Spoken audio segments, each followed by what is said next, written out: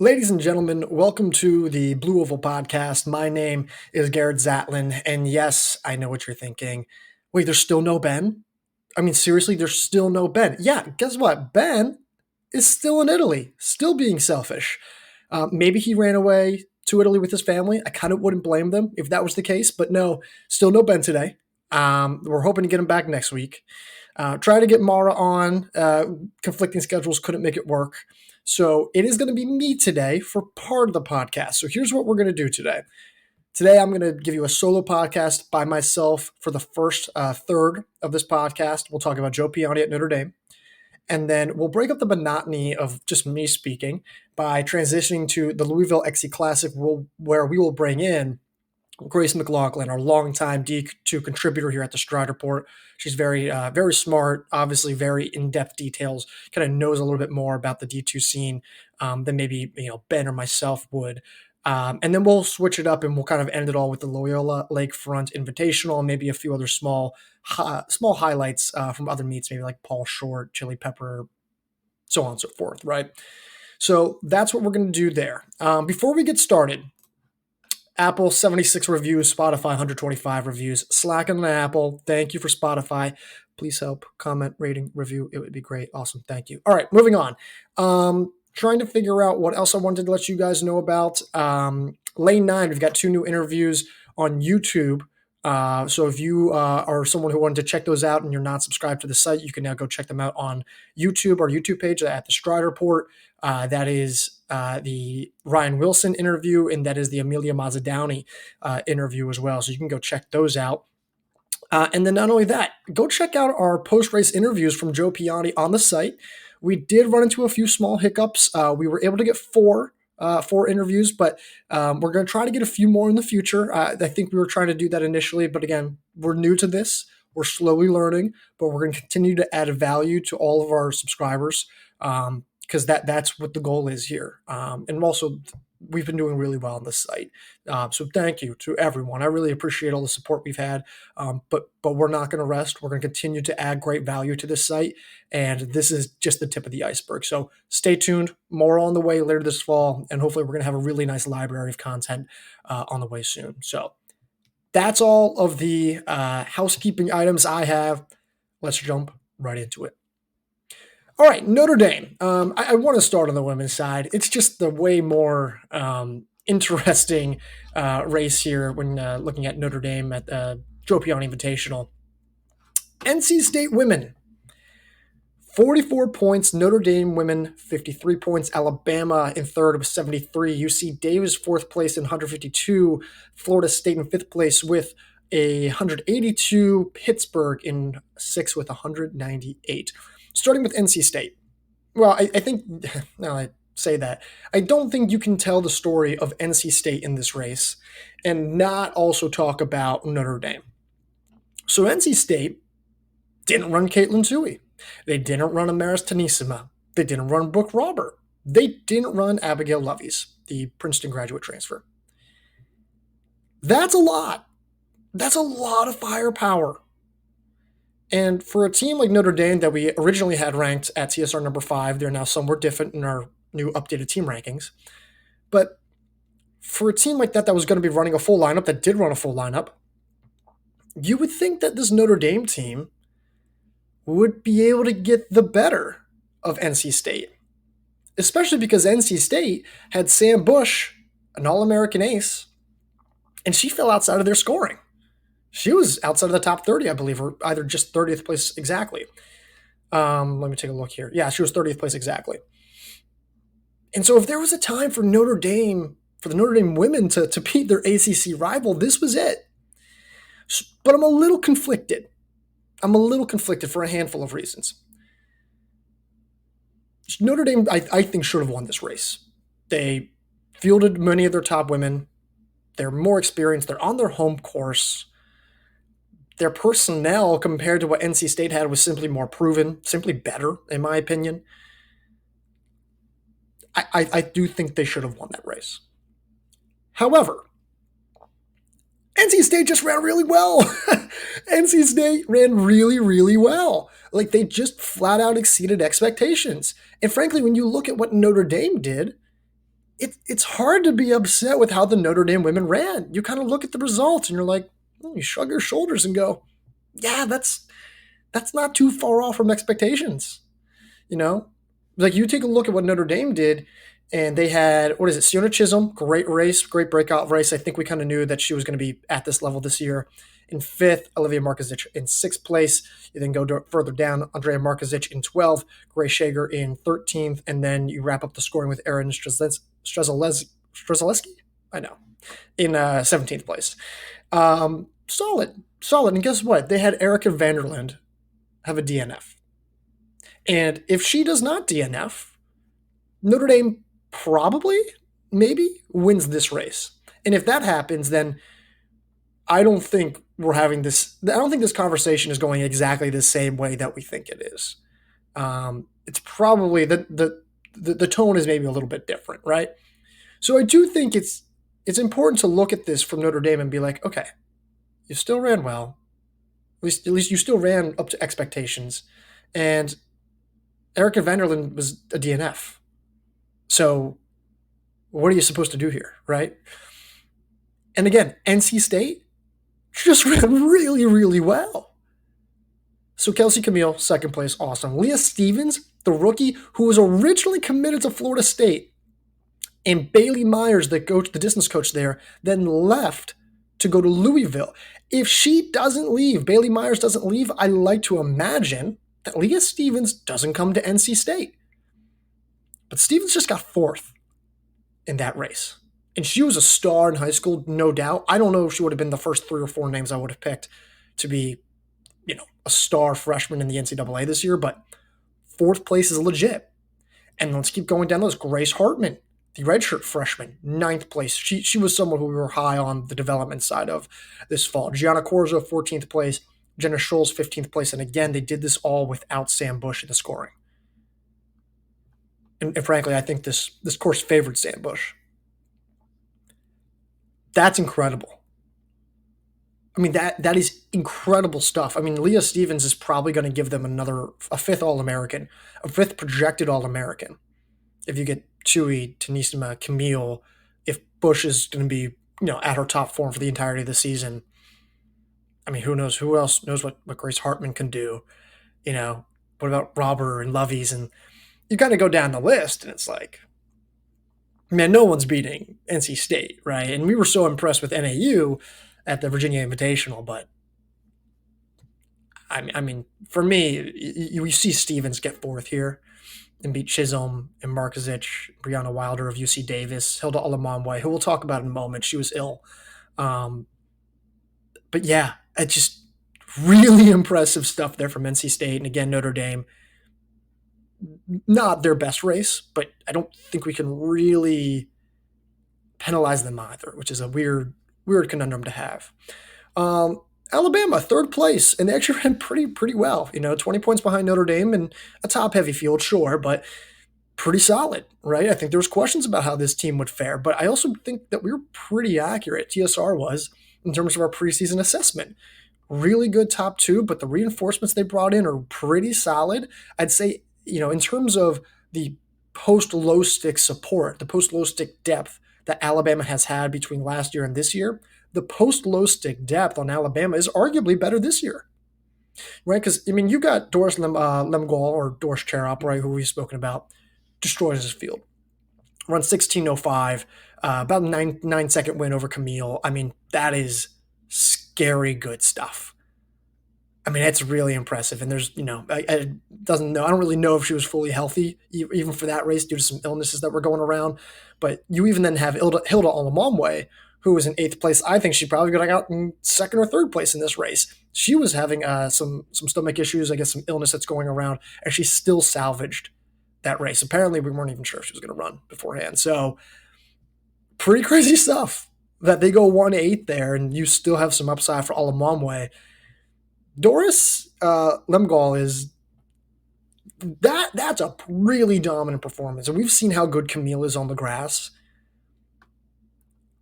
But man, I mean, to just easily just destroy her, and Camille ran well, is a pretty big statement. But really what I want to talk about here with Alabama is the back end here. And it's Joy Gill in 11th place. And then a little bit further down is Elka Makan, the veteran, in 24th place. And then Mackenzie Hogg, the Samford transfer, not Stanford, Samford transfer in 29th place. I have been saying since she transferred that Joy Gill is going to be a very underrated name. I was very confident she would be the third runner in this on this lineup.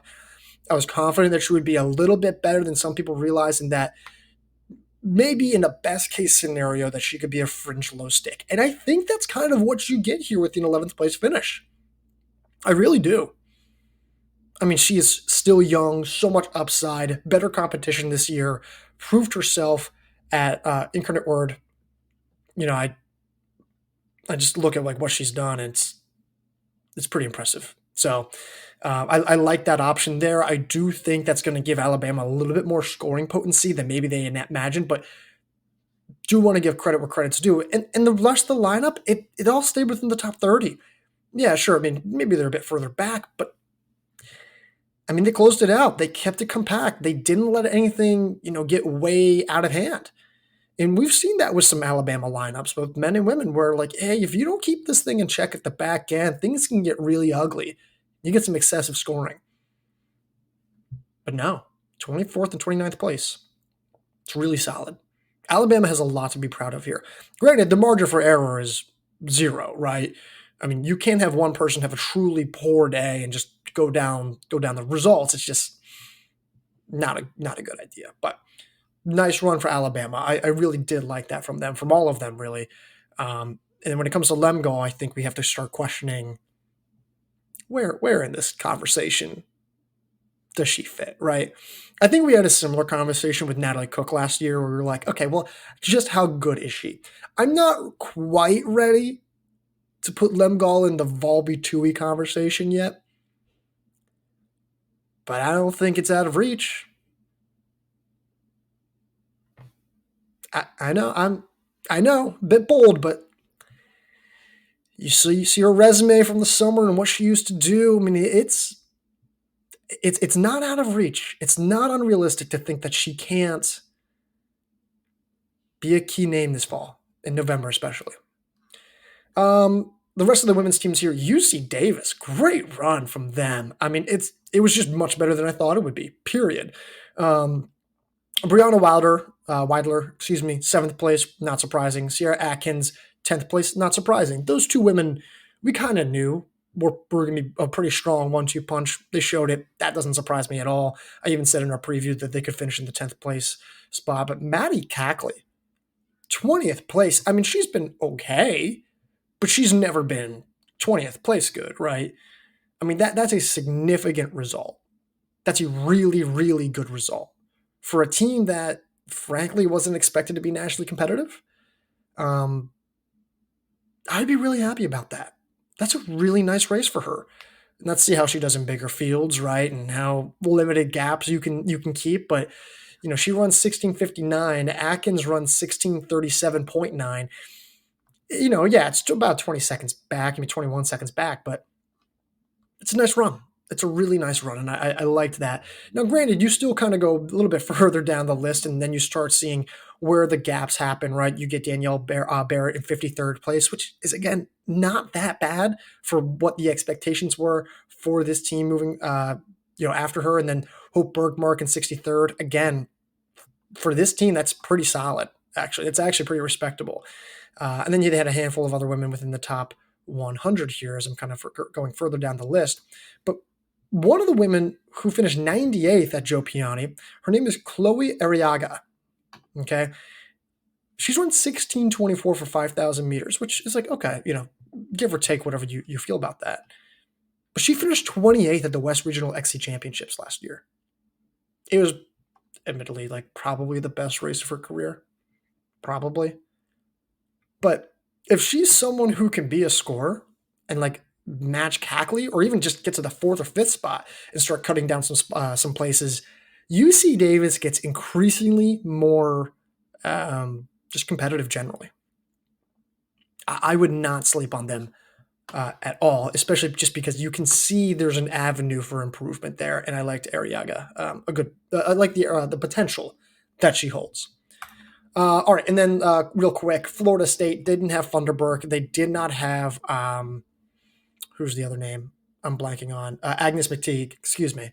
But Alice Churchill individually ran really, really well. Third place. I mean, missed Kelsey Camille by this much at the line. I mean, zero point 0.7 seconds, right? I mean, Churchill was fantastic during the outdoor track season. Her new 5K PR is 15:33. She's run 4:37. She's been to the national meet multiple times. She's looked really, really good. It was our fault for not ranking her. Shocker, update in case. But I don't know. Just the results there from cross country, you kind of look at what she's done in previous seasons, and she was 79th at NCAAs. Last fall, she was 23rd at ACCs, 51st at Nutty-Coming, 22nd at Joe Piane. We just needed to see more on the grass before we could rank her, right? And that's a heck of a statement. Like, that's not just, I think she can be an All-American result. That's I would be very surprised if she's not an All-American and maybe even contesting for the top half of the All-American spots. So nice race for her there. Okay. Florida State, again, they got 5th overall. Didn't have like 2 women. Not going to look too much into it, but I'm still trying to figure out if I like Florida State or not. And I still need to see a full lineup, so I'll get back to you on that. In Pittsburgh, shout out to Pittsburgh. I'm a Pittsburgh guy. I love Pitt. They ran really, really well. It was awesome to see. And this is not a cross-country team. It's a program that traditionally puts money into the non-distance events, which I get, but it was nice to see. And Coach Brad Herbster, who's now at App State, he's the guy who ultimately positioned this program. Coach Griff Graves, who's now overseeing the Pitt program, he'll be able to kind of refine this group. But I think this was just a really nice result. I'm not saying Pitt's going to make it to the national meet. It was just nice to see. So shout out to the Panthers. All right, let's move on to the men's race. Notre Dame in first place with 87 points. Florida State in second place with 95 points. Alabama gets 114 points there, and you get NC State in fourth with 174 points. Michigan State 177 points. Charlotte 187 points. So just to recap, right? Notre Dame 1, Florida State 2, Alabama 3, NC State 4, Michigan State 5, Charlotte 6, Akron Zips 222 points for 7th place. Furman men 236 points for 8th place, and Montana State 256 points for 9th place. Those are just the teams that I thought were interesting and relevant there. So Notre Dame. Shrug your shoulders, was like, yeah, it's about right, and just got to move on. But that being said, I don't know, like, why was Vinnie Mari and why was oh my gosh, I gotta pull up the results here. So why was Vinnie Mari? Why was is it Prakish, I believe, who I'm thinking of? You guys know what I'm talking about, right? So it was Mari, it was Tom Seitzer, the steeplechaser, and Rishaba Prakish, right? Those guys were in the gold section, which is the non-invite section. And Vinnie Mari wins by about 3 seconds. I thought Vinnie Mari was going to be in the top 10 of this race, of the blue race, the top section. So I don't know why he was in the gold race. Frankly, and I'm frankly just surprised that Seitzer and Mari and Prakish weren't in the blue race. I think Notre Dame fielded 9 guys, and I just struggle to believe that like 2 of those guys aren't one of Notre Dame's 9 best options. So I feel like that was maybe borderline intentional, right? Yeah,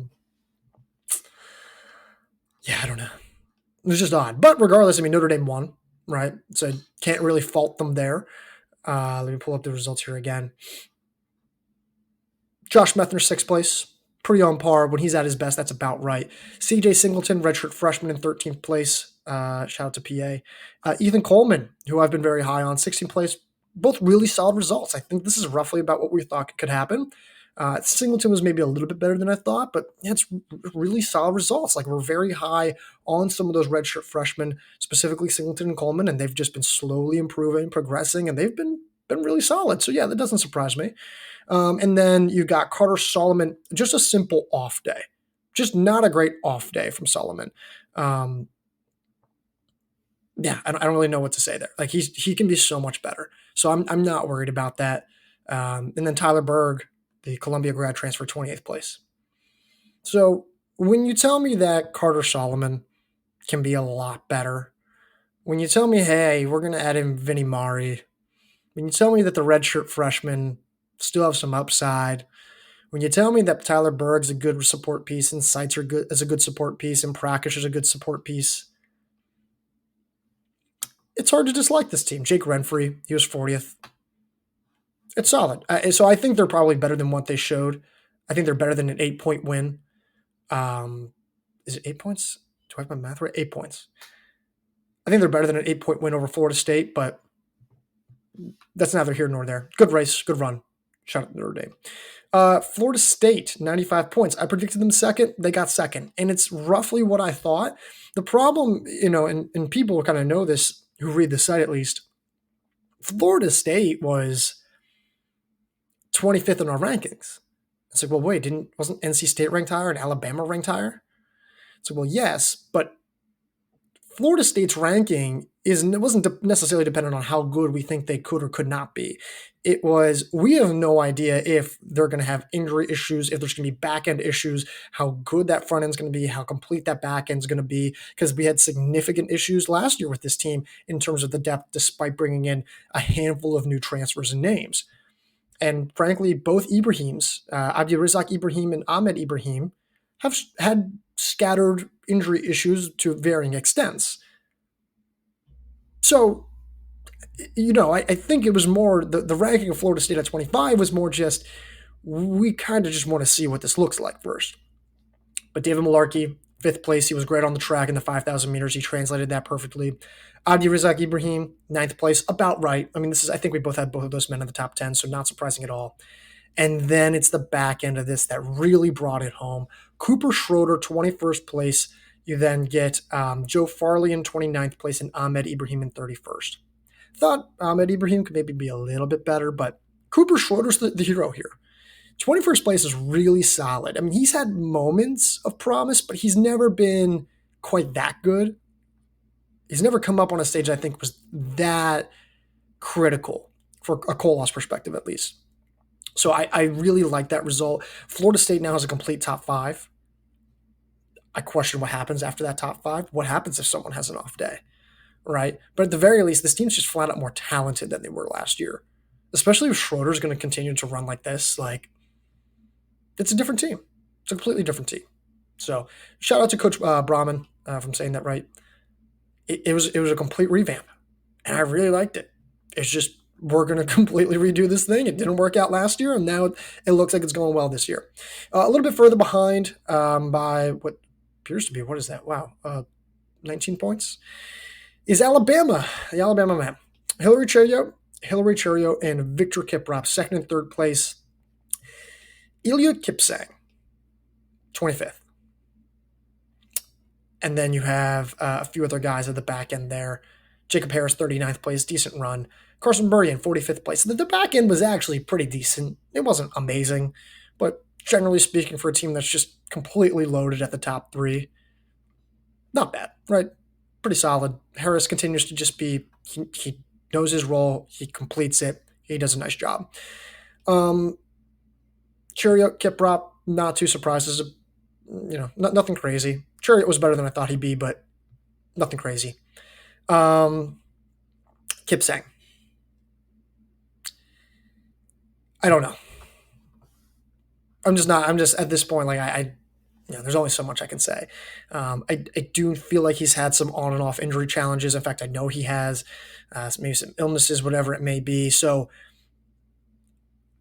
I'm not writing him off yet, but we've done this thing a couple times where we just don't ever really know what we're going to get from him. He had a really tough end to his outdoor track season where he just didn't look like himself. Again, I do like him a lot, right? And I don't want to be critical. It's just the problem is that the way that this Alabama lineup is structured, is that he has to be at his best. Everyone does, frankly. Chariot and Kiprop have to be at their best as well. I just don't always know what I'm going to get from Kiprop, from Kipsang. And he's probably the most naturally talented distance runner in the NCAA, along with like Nico Young. I firmly believe that. I mean, he runs 3:33 for 1,500, right? If he can click on all cylinders, this Alabama team's probably as good as we thought they were. Maybe even better, because the back end's just slightly better this year. So, gonna wait and see how this goes. I think if by SECs we're not seeing any significant progression, we maybe have to start asking some questions. But at the very least, you look at who Alabama beat. You beat NC State, clutch performance. You beat Michigan State. You beat Charlotte, Akron, Furman, Montana State. That's probably 2 Colos points somewhere in there. Between NC State and Michigan State, I think that's 2. And if you really get lucky with Charlotte, Akron, Furman, Montana State, maybe there's 1 more in there. So maybe 3.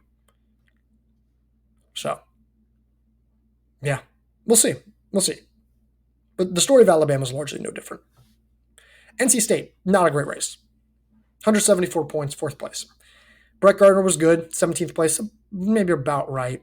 And then Dan Magui, 23rd place, pretty solid.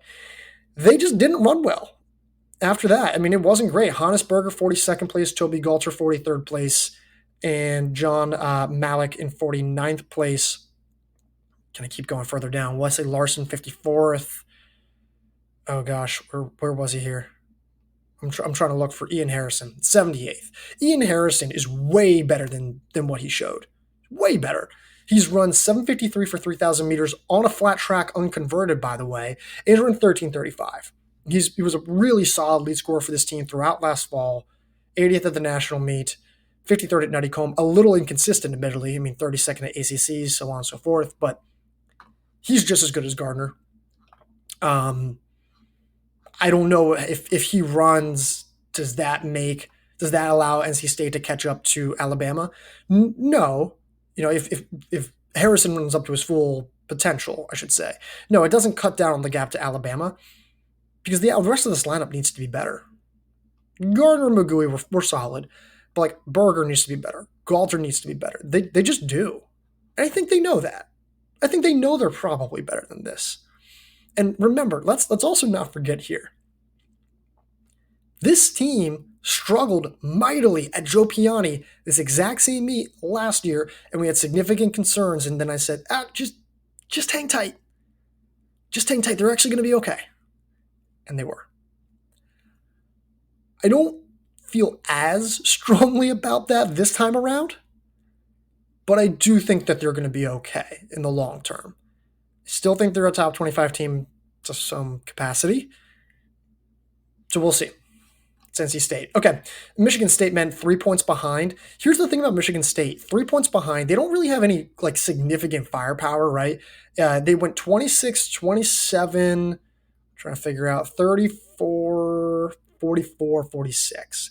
And they did that without Riley Hogg and without Riley Ho. I don't even know if I'm saying that right. And then Carly Stimful. Those are probably their 2 best scorers, or at least they can be. And they were 3 points off of a fully stacked, what appears to be a fully stacked NC State lineup. I would be looking at Michigan State because if they run their top guys to everyone this fall, they might be a problem. Their depth is fantastic. I should say, at the very least, it's really solid. You know, they're not going to blow you away, but I don't really know how many poor races they're going to have. Charlotte, Akron, Furman, Montana State. Let's quickly go through those. Charlotte, 187 points, 6th place. They just went to the UVA Invitational, and a week later they're back here at Joe Piane. A little surprising. I think because they ran so poorly at the Virginia Invitational, there's probably an urgent need to try to get some Colos points. They might have gotten 1 from Akron, Furman, Montana State, but that it's a bit of a bold move to then travel from, you know, right after a hard race at Virginia Invitational straight to Joe Piane. I do see the point there in terms of the Colos points, but Was a little surprised to see that. Akron, great race from them. There's clearly, this, an overseas recruiting effort there where Brian Masai gets fourth place. Timothy Chesenden gets seventh place. They got, was it Titus Karui in 22nd place? Clearly, they're recruiting now overseas, and it's working. So, listen, seventh place isn't going to blow you away, but it's enough to beat Furman and Montana State. So take that for what you will. And I also like Brian Masai a lot. Like, that was a great run for him, fourth place. Furman, 236 points. Not a great race. Braden Seymour was off. I think he was a DNF, actually. And Dylan Schubert had an off day. Apparently he has mono. Or at least, at the very least, he was ill. So he'll be better, I think, if he can recover fast enough throughout the season. So I would maybe wait until we get to the postseason to really kind of have a hard decision on like how we view him and analyze him. Montana State just didn't run well, period. They will run better. There's a handful of guys that should have run so much better. I don't know how much better they're going to run, but there's a handful of guys where I'm just like, yeah, this team's not ninth in this field. They're better than that. So individually, let's talk about Chandler Gibbons, though. Man, Chandler Gibbons was awesome. We got a post-race interview with him actually on the site. He was really cool. I like this performance a lot. I just didn't expect it to be this good, right? He has that breakout race. I want to say, was it at Brian Clay in the 5K, or was it Stanford?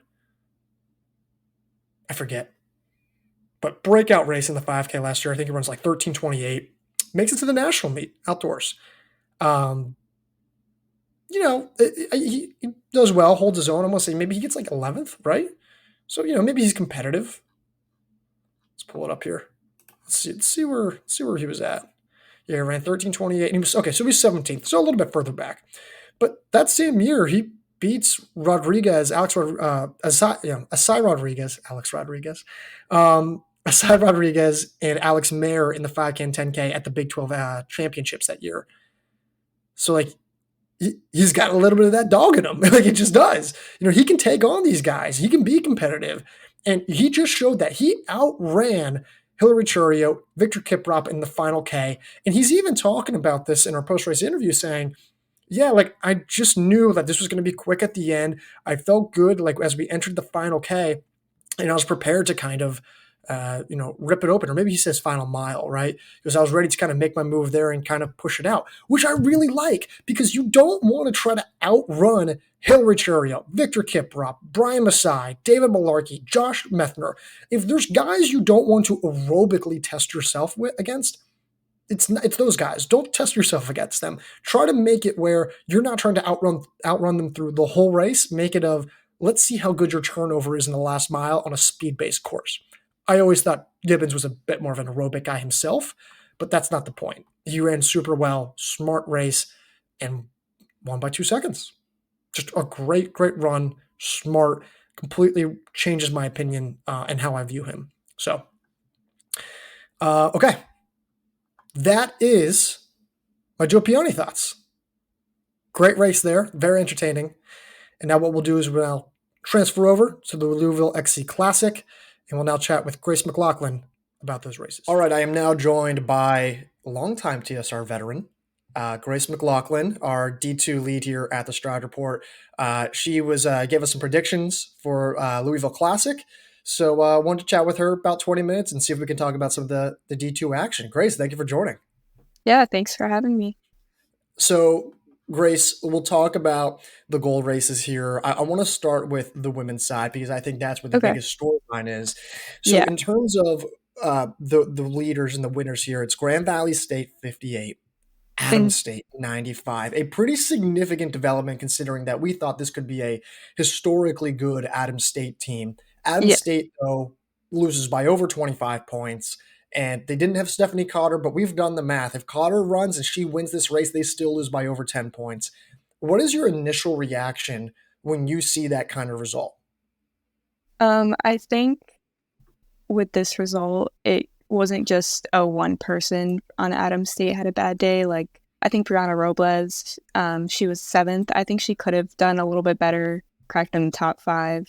Cotter, I wasn't super surprised that she did not race. She was entered, but she normally doesn't race till the RMAC championships. But even if we throw Cotter in there, she's like Grand Valley State still wins by a good amount. Even if Robles has a better day and even if she finishes third, and Stephanie Cotter is thrown in there right around the third, fourth place finish as well, Grand Valley State still wins by at least 10 points. And so I think this kind of just shows that as a group, the Grand Valley State women are just better right now.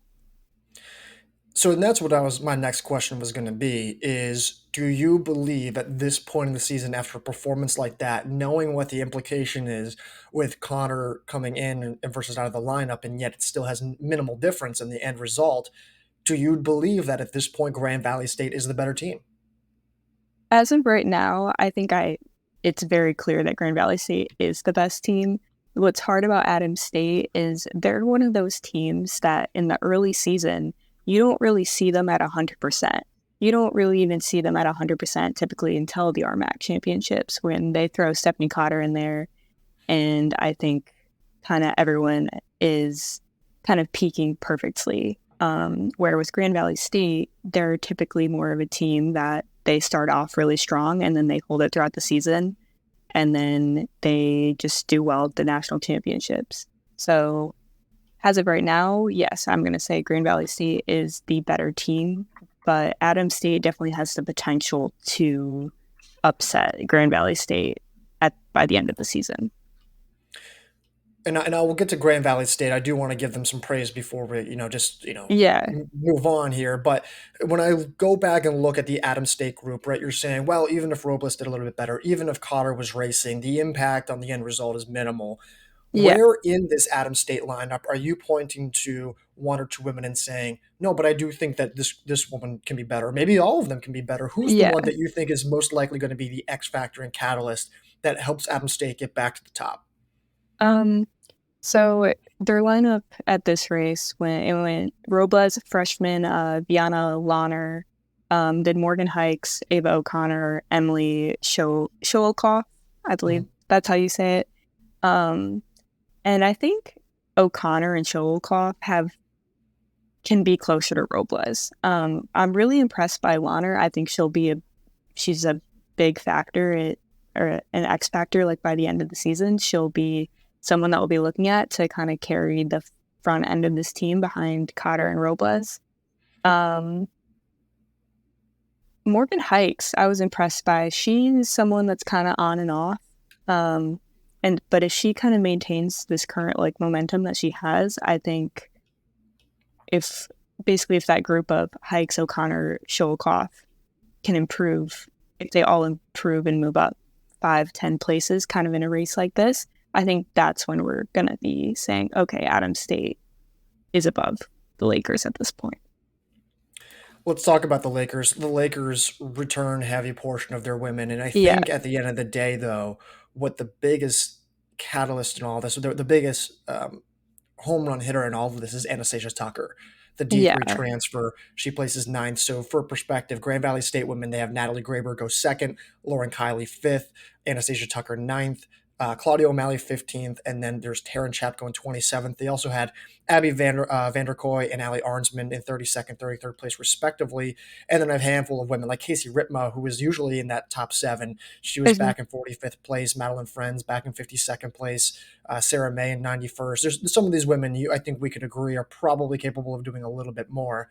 yeah. Um, what what do you think needs to happen for this team to win a national title with this same lineup structure? And so like what I mean by that is like what is like the bare minimum that they have to do in order to win a national title? Is it all five women in the top 20 of the national meet results? Do they need four in the top 10 and hope the back one's good enough? Like what is the structure of this lineup that is most conducive to beating Adams State? I think they can put 3 in the top 10 and 5 in the top 20. And if they do that, unless Adams State Like, I remember back in 2019, I had predicted, I was like, there's no way a team can beat Grand Valley State. And then Adams State came and scored like they went 1, 2, 3. And yeah, so I'm not going to say it's like totally impossible. But if Grand Valley State puts Graber, so if they put Graber, O'Malley, and Kylie in the top 10, Anna Tucker, I think she could potentially be in the top 10, at least top 20. And then you throw in Chapco, let's say, in the top 20. I think that's a team would be very, very difficult to beat, even with Adam State's top-heavy talent. I think something interesting with O'Malley is she typically starts off the season not doing as well, and then by the end of the season, I mean, she's been second and third at the past 2 national championships. And then same with Chapco. She's kind of someone who starts off the season a little bit slower, and then by the end of it, it kind of ramps up. So if we see that, put O'Malley right behind Graber. Graber hopefully has a better national meet than she did last year. I don't see how this team could not be the national title winning team by the end of the year. As well as Abby Vanderkoy, she placed 32nd, but this was her first race since December. And then, yeah, they have Anna Tucker is a huge addition. I think she just elevated this team to another level and kind of put them at least equal with Adams State. Yeah. Yeah.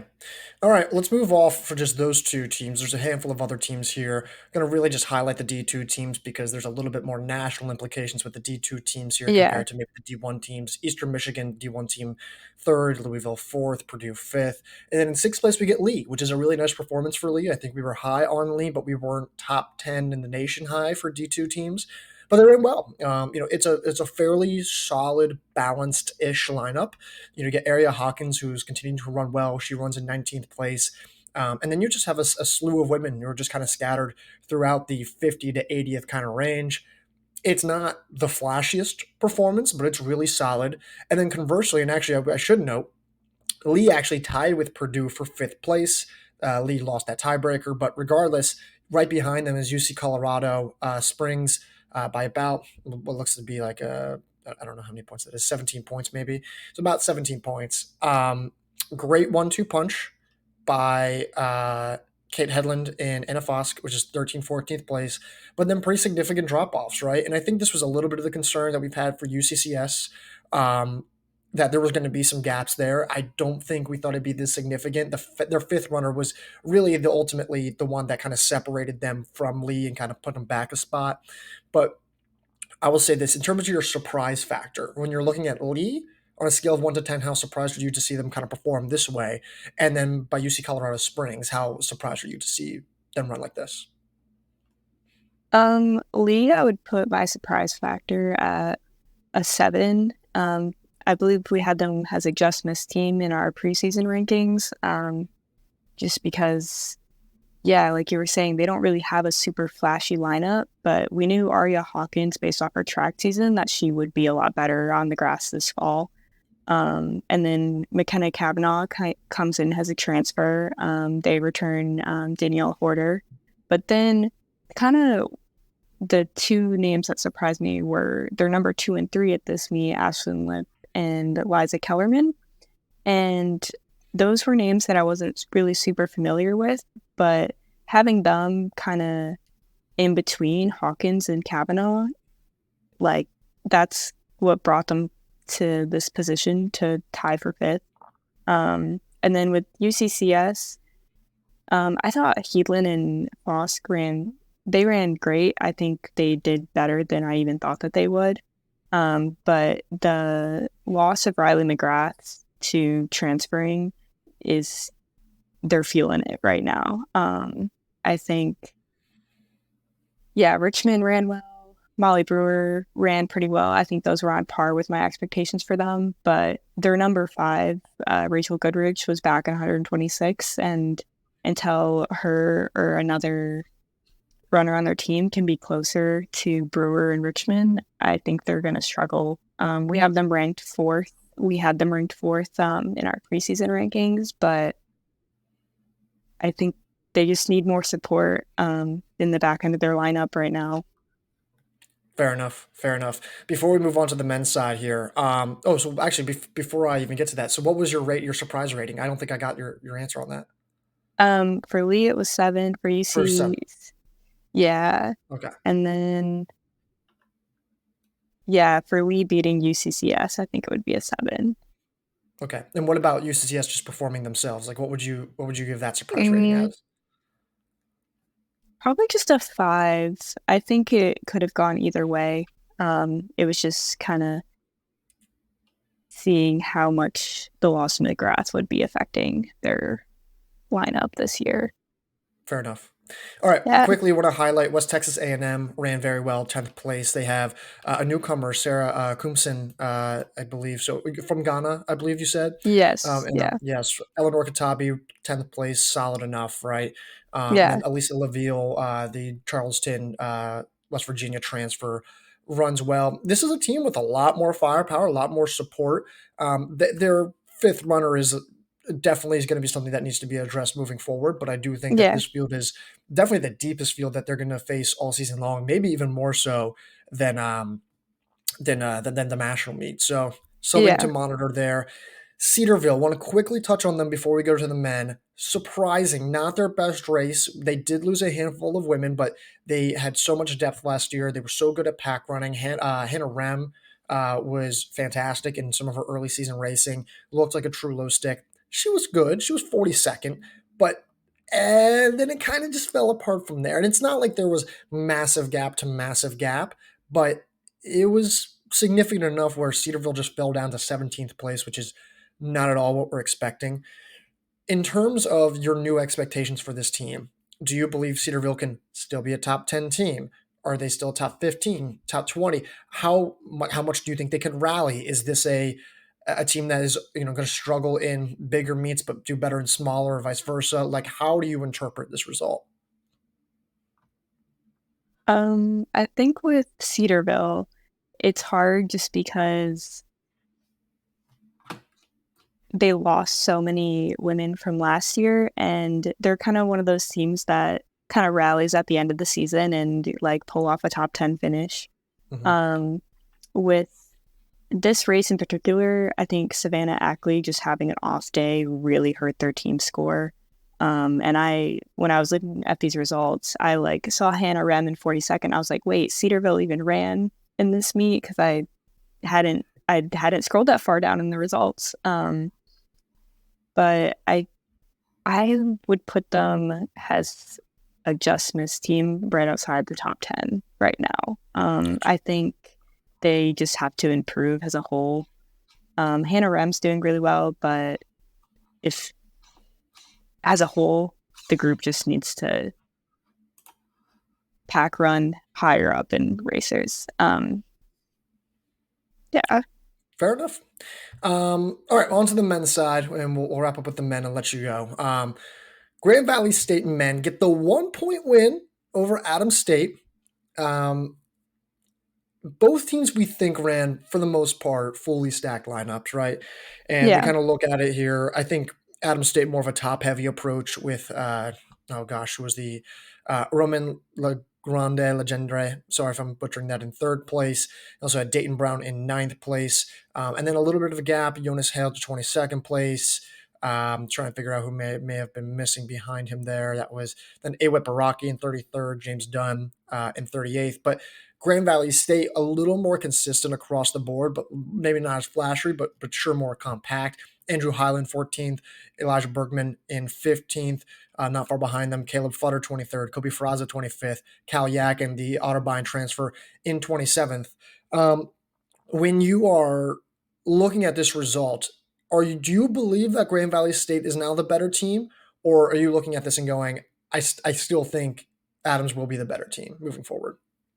I still think Adams will be the better team moving forward because the kind of Achilles heel in this race for Adams State was Awet Baraki having a bad day, being back in 33rd. He, like, I predicted him to win this race. You did. And yeah, he's not the most consistent runner, but he is very, very talented. And so I think, like, yeah, if you put him in the top 5, Adam State easily wins over Grand Valley State. Right. Yeah, so I'm still going to say Adam State is the better team over Grand Valley. I agree. I still think Adams is the better team, and I'm sure Grand Valley is not really happy if they want to hear that right Yeah, now. But I do think that they're the better team just because I think AWED is clearly so much better. Now, if this is like a long term issue for AWED, and I don't have any yeah, reason to believe that it is, then yeah, this is a different conversation for sure. But I think you only get him by a point. AWED is 32 spots back from where we think he should yeah, be. It's a little bit of a different story there, but regardless, I think the biggest takeaway from this is Grand Valley State is better than we thought they would be. yeah. Um, so I don't know if I'd say that they're going to be in the same contention with like Colorado Mines. How about this? Let's do this. Based on lineup structure, not necessarily who you think is better, but based on the lineup structure, who do you think has the better chance to take down Colorado Mines, which is still an incredibly difficult task? Would that be Adams or Grand Valley State? I think it would have to be Adam still. Yeah, I I think still think so.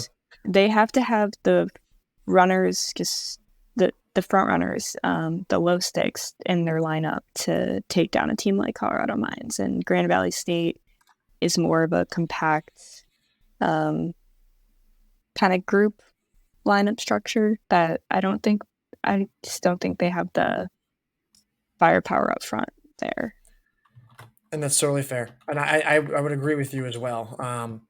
All right, well, we're going to move on to the rest of these results. Purdue in third place. Sneaky good team. Watch out for this. They've got a lot of guys who are going to come back, new coach. They placed third. I think they're going to improve, like specifically next year, where they could be a sneaky good team. But nice race, Nathan Walker, seventh place. Going to move off of them, though. You kind of look at to then fourth place and fifth place. West Texas A&M. They have the winner, William Impansa, if am I saying that right? William Impansa. And then close oh gosh, where's the other names that I'm missing here? Let me Uh, pull this up.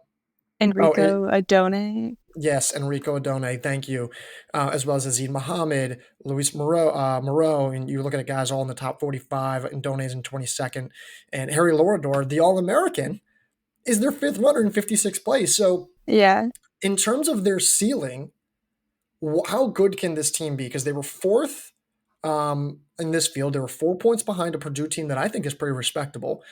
And I I think I think they didn't even have all of their firepower. So this team's kind of come a little bit out of nowhere. What do you think their ceiling is after seeing their lineup structure and how well they ran? So at the beginning of the season, we had West Texas A&M is either a just miss or honorable mention team on the men's side. And after seeing this result, I think their ceiling would be a 6th or 7th place finish at the national meet. From what we saw from their top 3, who they're all newcomers, all international, um, they just have recreated this program essentially, and my expectations for them have been raised. So in terms of moving off of West Texas, though, North Central D3 team, right? Max Civienti, sixth place, ran well. Had a couple guys, I believe, in the top 30 as well. Yeah, Connor Riss in 29th. This is still a team that I'm struggling to like see like where the overall lineup consistency is. They still ran incredibly well. They ran very, very well. It's admirable.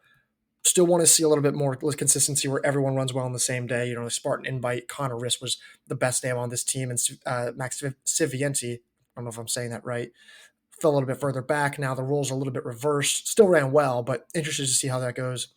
Charleston Southern in sixth, Miami, Ohio in seventh, Azusa Pacific eighth, Lee in ninth. Quick thoughts just on Azusa Pacific and Lee. Were you surprised at all?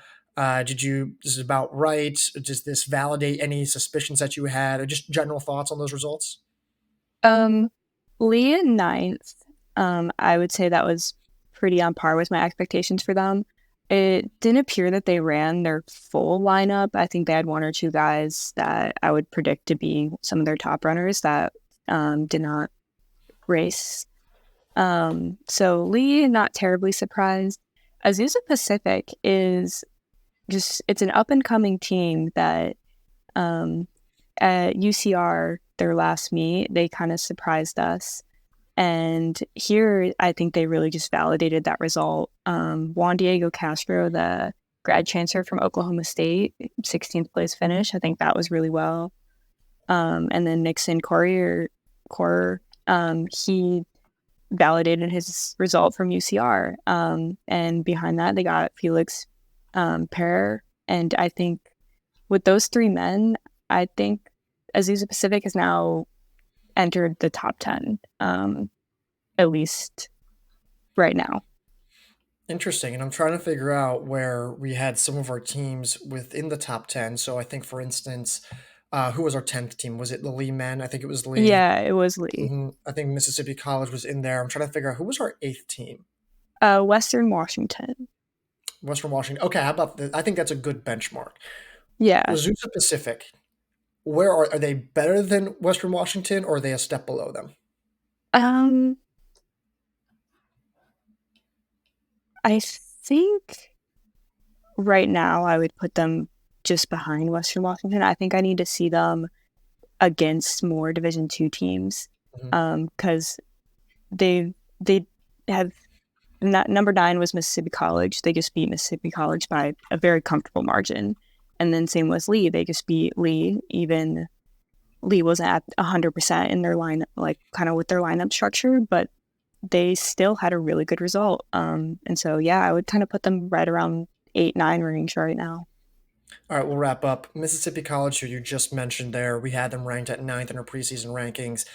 We liked some of their high prospect names. We liked Jan Lucas Becker, excuse me. Yeah. Obviously as the lead scoring there, but we also like Cole Benoit, as someone who could really step up Mm-hmm. and potentially have an impact on this team. There's maybe a few other returners, that we're kind of banking on and offering some projection. But I think we thought, okay, this is either going to be a top heavy team that is like really on par, or this is going to go down south pretty quickly if the lack of Yeah. depth doesn't show up, or in this case that it didn't, in the scoring results, so not the overall results, but in the Yeah. scoring results, Mississippi College goes 8, 84, 110, 146, 148. Sixth round was 203. They don't have a seventh. Can this team rebound to be a top 15 team? Because I don't know if they're there now anymore. Maybe they are. I Yeah. don't. It depends. You're the expert. I don't really know. But Yeah. and do you still think that there's greater firepower within this team? Like, are you still as high on Cole Benoit that as I maybe was at the beginning of the season? Yes, I think he can definitely improve. He's better than this result shows. Becker, I think he performed right on what I would expect from him. Yeah, but the back end of their lineup, it's just not where it needs to be right now to be a top 10 team. In your question of if I think they can be a top 15 team, I would say yes right now, but it would be that 14th or 15th spot. And they would have to keep improving with every meet. If they kind of stay where they are right now, it would be very hard for them to be in that 15th spot by the national meet. Cool. Grace, you were fantastic. Thank you for coming on. You made your Blue Oval podcast debut, and you were fantastic. So thank you very much for helping us out. Appreciate it. Yeah, thank you. All right, so welcome back. Thank you to Grace for that chat on Louisville XC Classic. We'll wrap up the podcast here. We'll do the Loyola Lakefront Invitational, maybe touch on a few others if we have the time, and we'll get out of here, and I'll go recruit Ben to get back to the podcast for next week, right? Let's talk about the women's side, Loyola Lakefront Classic, and I want to first talk about the individuals. Rosina Machu, and I'm probably saying that wrong, excuse me, I apologize, of Gonzaga, beats Addie Engel for the overall win. Rosina Machu is 9:29 3K runner, runs 15:59 for 5,000 meters. Pretty solid, right? She was fairly decent on the grass last year, 22nd at West Regional XC Championships, 7th at the West Coast Conference XC Championships. She was decent, right? Respectable. And of course, Addie Engel of Ohio State. We all know how incredible she is, right? Dominant, great front runner, aggressive, can hang aerobically, um, puts herself at the front of pretty much every field, highly experienced, and just it's a hard person to outrun. Well, Rosina Machu, who's a sophomore, beat Addie Engel by 24 seconds. 24 seconds. For perspective, Caitlin Toohey didn't even beat Addie Engel by that much at the national championships. Toohey, I think, beat Engel by 21, 22 seconds? And Machu beat her by 24 seconds. It's one thing if this was an upset win by 2-3 seconds, right? 24 seconds is insane. Engel is not a scrub. Like, this is one of the top women in our rankings. Like, top women. And we have someone who is a good runner, but has never shown anything remotely like this before. I have no idea what to think. I'm so wildly impressed. I don't think I've ever seen a win this convincing from someone who is such an unknown, who's already been in the NCAA, right? Like, it's different if it's Doris Lemgall of Alabama, right? Or also known as Doris Cherop. It's different if it's her, because we're still trying to learn more about her. She's fresh over from Kenya, and she has all these like crazy times, but we're trying to gauge them correctly, and we know she's fast. And if she goes out and dominates Engel, then maybe it's a little bit different. But Rosina has been here. So that's what really surprises me and what impresses me so much. Still want to see a whole lot more. But what a race. Especially not only that, but like Machu, you kind of look at what she did earlier this year, the Waves Invitational back in September 9th. She didn't even win that race. She lost to Johanna Wistekat by, 9 seconds? And who was racing unattached. And I believe Wistekat is a former D3 runner. Yeah, she was a pretty solid D3 runner, may add, but she was not, of that level to beat like an Addie Engel or anything like that. So what a huge breakout race. Engel, I mean, second place in this race, sure, and still runs well, right? Like, I don't think the storyline is, Engel gets second. I think it's Machu wins by as much as she does. So let's monitor her moving forward. Okay. Women's race, Furman, first place in 58 points. Ole Miss second, 66 points. Wisconsin third at 94 points. Lipscomb, 117 points for fourth. Gonzaga, fifth place, 129 points. Ohio State, sixth, 165 points. Michigan, seventh, 170 points. Northwestern, eighth, 191 points. And Toledo, ninth, 255 points. Start with Furman. Furman, great. This is awesome. This is exactly what we've been telling you guys, right? They ranked them TSR number 24. Seems like that was within reasonable distance of where they're eventually going to end up in the next update of our team rankings. But the craziest part is that they showcased depth and they didn't even have their best race. They had Carly Wilkes and Kaylee Armitage go 6th and 7th. They had Bethany Graham in 11th, who's a multi-time All-American, I believe two-time All-American. Abigail Robertson in 15th place. Sierra Bauer in 19th place. That's the top 5. And then Jenna Mulhern in 24th place. A little bit further down is Nicole Matisic in 32nd place, right?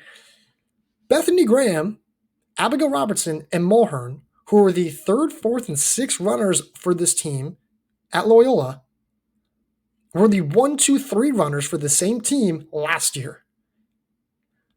They're going to be, this Furman as a team is going to be so much better if those women are running at their best. Graham is awesome. Graham's so underrated. I'm not saying that she even needs to be an All-American, but if she can continue to be like a top 50 talent, top 60, it's awesome.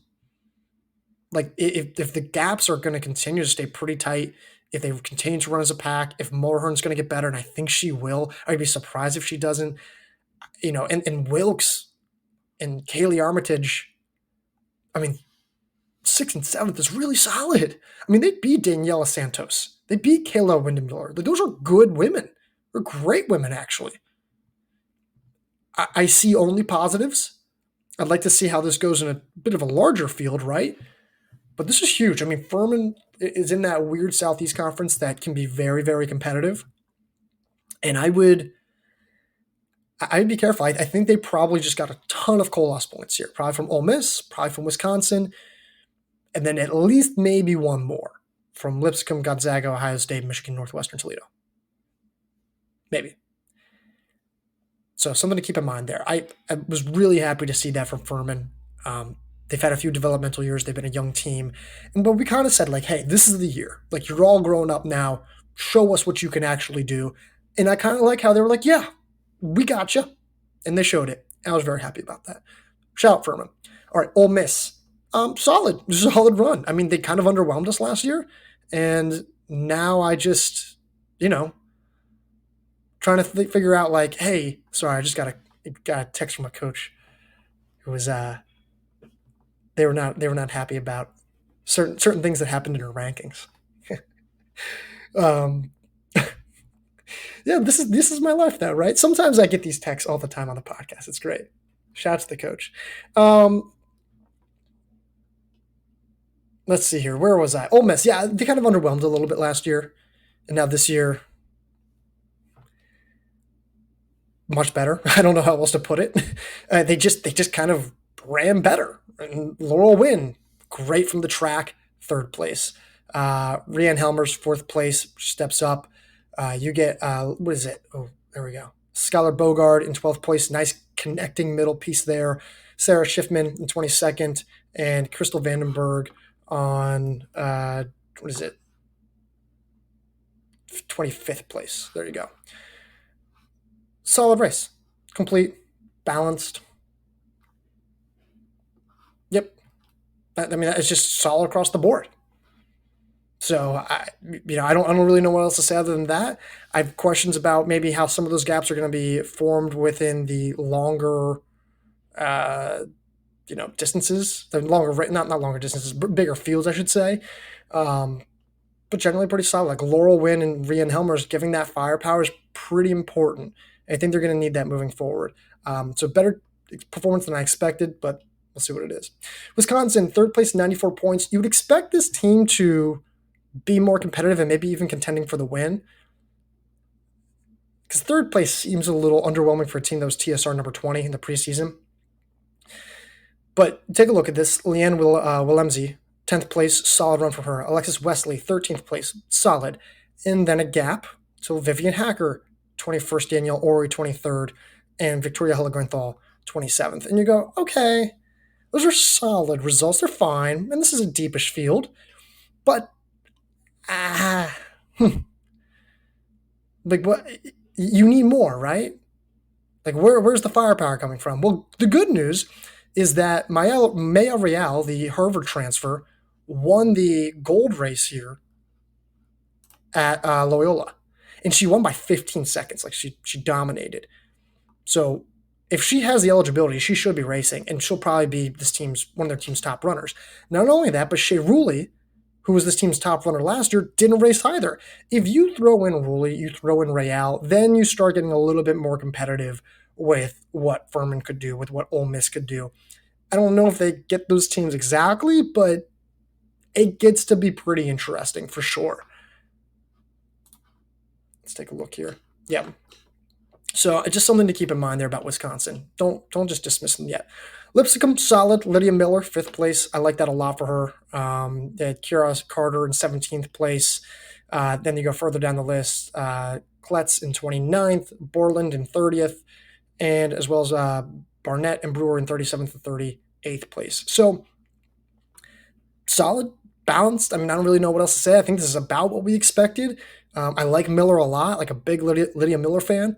I think she's great. But I don't really have much more to say. Gonzaga, nice race from them. Again, Machu gives them a huge scoring punch there. You then get, Sadie Tuckwood of 18th place, and then Jessica Freidenlund in 20th. So you get 3 women top 20 with one of them winning the overall race. It's a great top three. That's going to be very effective in some of these fields. Now, granted, there's a drop off right after that, and Jade Ripkema, 39th place. She's a rookie, but she has some potential. I like what she can do there. And then they close out the scoring a little bit further down in 51st place with Alexi Fogo. It's a solid, fine lineup. It's a little top heavy. They're going to need some support on that back end a little bit more. But I mean, what, they were 12 points out from Lipscomb, right? All right, Ohio State. Yeah, we ranked them so highly, and even if they did have a full lineup, they still wouldn't match where we had them. Addie Engel second, great. Daniela Santos eighth, sure. Yeah, we can get by with that. In fact, honestly, where was it? Where was the other name here? Ah, here we go. Kemi Von Scher, 29th place, the team's third scorer. That's actually a pretty decent, okay-ish run for her, considering the lack of depth on this team. But Andrea Kuhn is one of like the big three of Ohio State, and she's usually running like right next to Daniela Santos. Like they should have three women in the top 10. And if that happens, then you're cutting off a significant amount of points. I mean, you're looking at, gosh, probably 60 points lost, which is a good thing, right? And now you're beating Lipscomb and you're threatening Wisconsin. But even then, Ohio State still like the depth just needs to be better, right? They just need more back end support. So that's been a classic theme for this team. The thing is, like, I don't think we could really properly gauge them last year based on the competition that they faced, but this is a deep field. And yeah, again, Kuhn didn't run, sure. But if she did, it's still not enough. And Ohio State's got to be better. So Michigan, seventh. I think we knew they'd struggle this year. I didn't think it'd be by quite this much. Caitlin Hart, she actually ran in the gold race, 19th place. She's probably still trying to rally back from whatever setback she is, whatever that may be. I don't know. Windham ran well. There's just not enough support behind her. Samantha Tran did not race. If she races, maybe Michigan gets a bit of a bump. They certainly beat Ohio State. They probably contend with Gonzaga. And maybe they get Lipscomb, but yeah, a couple of those losses with Michigan are really tough. So Northwestern, eighth, only so much they can do. This is just kind of one of those lineups where if you just don't have enough firepower, like, they can have a decent squad, but it just is what it is. So, and Toledo, ninth. I have no idea what happened. Everything that went wrong, which I think is actually what which Coach Andrea Grove McDonough said in the press conference, the press release, excuse me, not press conference, which I appreciate that transparency and that honesty. It was actually really refreshing. A lot of coaches. I remember one time I saw like a school being like, we've placed 33rd at the most competitive meet in the nation. It's like, but there's only 33 teams racing. That was hilarious. Anyways, so I just appreciate coach from a competitive team. It's not like they were last, right? They were ninth out of 16 teams, but this is a team they were ranked TSR number 22, and they just struggled, like flat out struggled. No one ran well at all. I mean, George Chirchir was back in 69th? She was expected to be an All-American threat, right? I mean, just there was no one who was even cracking the top 30. It was bad. Faith Lingo was a DNF. It wouldn't have mattered even if she did get back in the results. Like, I don't even know how much they even get back by. I struggle to believe that this is as good as Toledo actually is, but I don't know how they make up all those points. I mean, 255 points, and Furman's at 58. Wisconsin's at 94 in third place, and Gonzaga's fifth place at 129. That's pretty tough. It's pretty tough. I'm not going to totally dismiss Toledo yet, but I don't know what happened.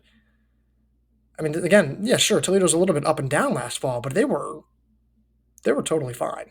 So, all right, we'll wrap it there for the women's side, and then the men here. Wisconsin dominates 1-11, 14-21. Pretty on par. I did think, Rowan Ellenberg had a little bit of an off day. I thought he probably could have contended for the top 15 or the very least, or excuse me, I thought he could have contended for the top 10 or at the very least the top 15. But this team is complete through five. Sharp looks good. Lycan looks good. There's a drop off after that top five, and that's a little crazy for a team that's usually known for their depth. Um, we'll see. I'm not super concerned, mainly because they have this Israeli recruit who's run 13:57 before. And let me pull up exactly who that guy is. I believe it's Ivry. Yes, Matan Ivry. And then also, by the way, they still have Adam Spencer, who's run 3:31 for 1,500 meters. So, yeah. I don't think there's anything more to talk about with Wisconsin. The rest of these teams, I don't really have a whole lot to talk about. Iona second, Drake third, Loyola fourth. Great races from them. It's solid, but the rest of this field's not as quite as loaded as maybe the women's race was. Iona runs well balanced across the board. I like that D'Souza was ninth place there. There was a really nice, like, borderline low stick result. They're slowly gaining traction, and I still think a couple of those guys can run better. Drake, really solid compact front three. Isaac Bastion was also dealing kind of like the Alabama women, dealing with some stomach troubles. And he's usually the lead scorer on this team. So if he gets back up to that group that placed 15th, 18th, 19th in this field, they have 24 guys in the top 20, or maybe four guys between 10th and 19th place, which is really impressive. I like Drake. Watch out for Drake. That's a pretty solid team. The structure is very effective, I think. In Loyola, top heavy with Krista Venny. Great run in third place there. Jason Clayton, sneaky good runner there, 17th place. The lineup spreads out after that. I mean, they have three guys between 30th and 40th place, I want to say. Yeah. So, I mean, it doesn't like tail off, right? I mean, they keep it pretty compact, but it's just a little bit further back, that collective back end trio. So, solid race. And that's Loyola. Ole Miss men. We said that this could be like a potential challenge for them, but on paper, they ran really well through three runners, and maybe they were passable through four, right? And of course, what I mean is Toby Gillen, 7th place. Solid run. I thought he could have maybe been around the top four, top three, but fine. We'll take this for September race, 7th place. Cole Bullock in 8th place, and Jack Meiser actually in 5th place. The Wisconsin transfer, really, really good race from him. Three guys in the top 8. Can't hate that at all. That's a great run. They were almost competitive through three runners with Wisconsin. Excuse me. And then it gets a little tricky from there. Aiden Britt, 37th place. Not terrible. Again, it's a passable result, right, for what this team is. And then it tails off. The next runner is 81st place. So, not great. That's going to be a bigger problem in a larger field, maybe. It depends. It depends, I guess, how certain groups within that lineup move up and down within bigger fields. Like, how effective are Meiser, Gillen, and Bullock going to be in larger fields, and how close can Britt keep those gaps? Does it matter if Cruz Gomez comes back to this lineup? I don't know if it does. 5th place, 136 points. Like, they're within, Ole Miss is like, what, within 30 points, I guess, of Iona.